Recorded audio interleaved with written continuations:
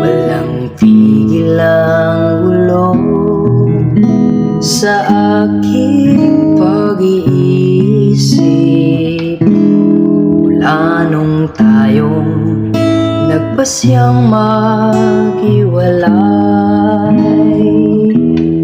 Nagpaalam pagkat hindi tayo bagay, nakapagtataka.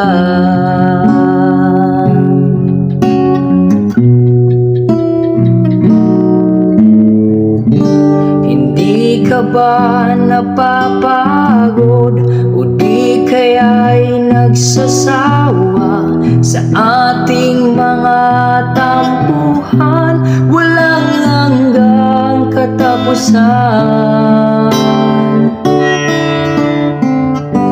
Napahid